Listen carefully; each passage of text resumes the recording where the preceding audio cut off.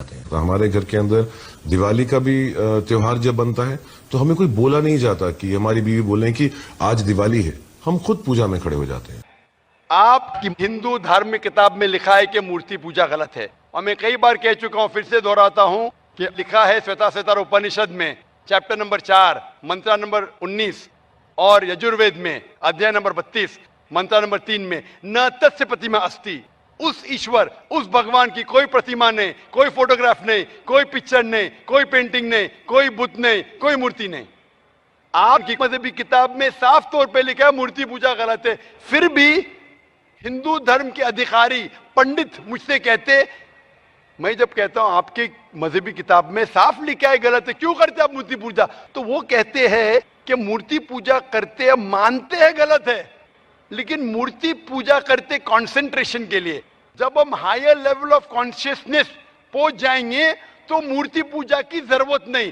पहले पहले शुरुआत में कंसंट्रेशन के लिए मूर्ति जरूरत है, हायर लेवल पे हायर कॉन्शियसनेस पे मूर्ति की जरूरत नहीं। तो मैं उनसे कहता हूं, उन पंडितों से और आपसे भी, हम मुसलमान हायर कॉन्शियसनेस पहुंच गए, हमें मूर्ति की जरूरत नहीं।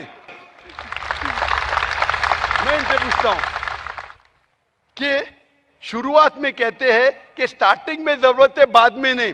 जब आप स्कूल में जाते हैं, पहली कक्षा में आप बेसिक सीखते, कठिन चीज बाद में सीखते, 8वीं 9वीं 10वीं में। तो मैथ्स में अगर कोई कहेगा 2 + 2 = 5, आपने कहेंगे गलत है, मैं जानता हूं, 10वीं में आऊंगा तो कहूंगा कि 2 + 2 = not 5, it is 4। आप बचपन में ही कहेंगे भाई 2 + 2 4 इज द फाउंडेशन। अगर हर मजहब का फाउंडेशन है कि भगवान की मूर्ति नहीं है, फोटोग्राफ नहीं है, बुत नहीं है, फाउंडेशन ही जब पहले गलत सिखा रहे तो आगे जाके कैसी इमारत बनेगी।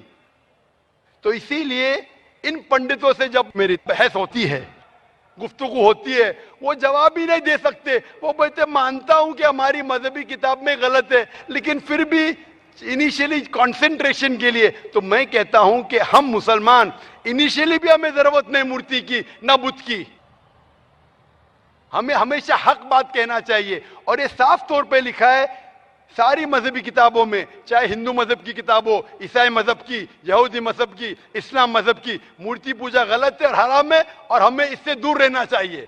हमें खुदा के कलाम पे, खुदा के अहकामात पे अमल करना चाहिए, ये दीन के ठेकेदारों के नहीं। अगर आपको लगता है कि जाकिर गलत है, जाकिर को भी छोड़ो, जाकिर इस्लाम में 0 है।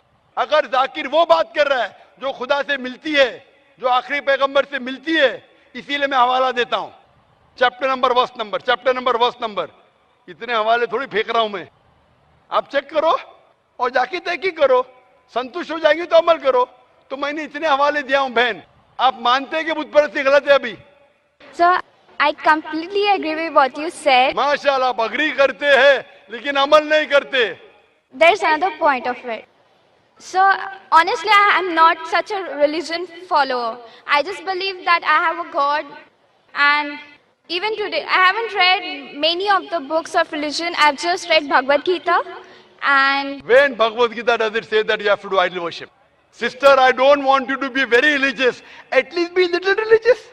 And the basics of religion is that idol worship is haram. Idol worship is forbidden. I am asking you where, which chapter, which verse of Bhagavad Gita tells you that you have to do idol worship? Which verse?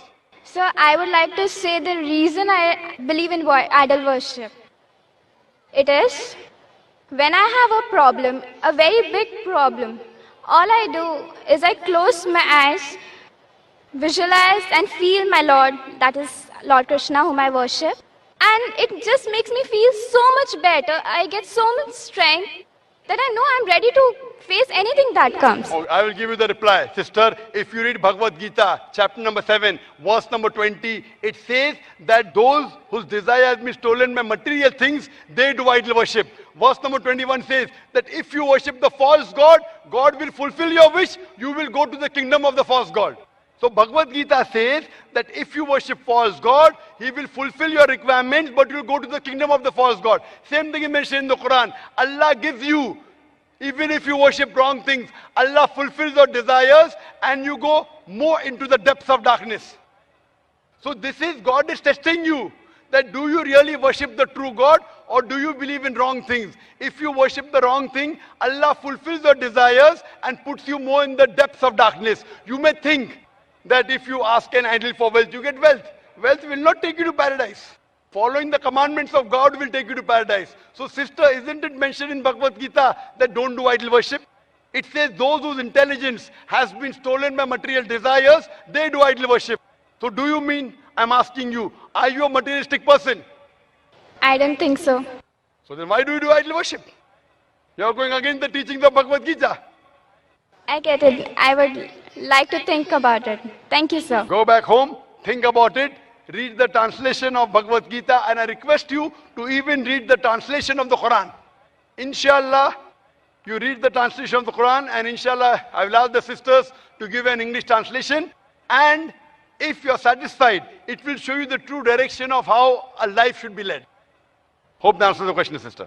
And my qualification is the BA Arts and I am a reward.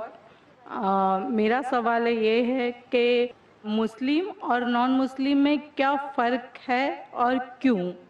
बहन का सवाल था कि मुस्लिम और non Muslim में क्या फ़र्क है और क्यों? मुसलमान और गैर मुसलमान में क्या फ़र्क है और क्यों?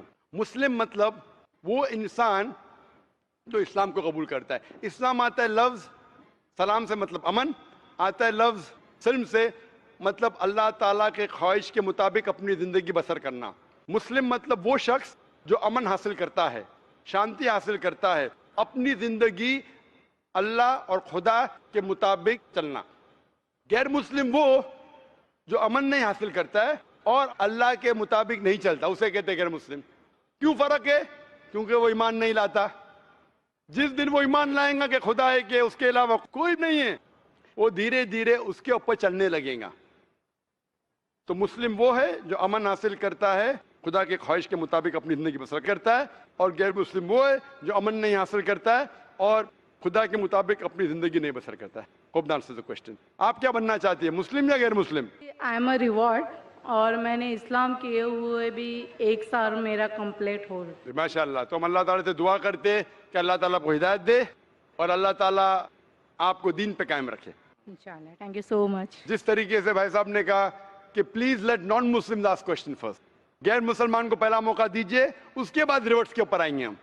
अल्लाह ने दीन दे चुका है, ईमान दे चुका है, हम उनको मौका देंगे जो गैर मुसलमान है. गैर मुसलमान के सवालात खत्म होने के बाद हम रिवर्ट को देंगे.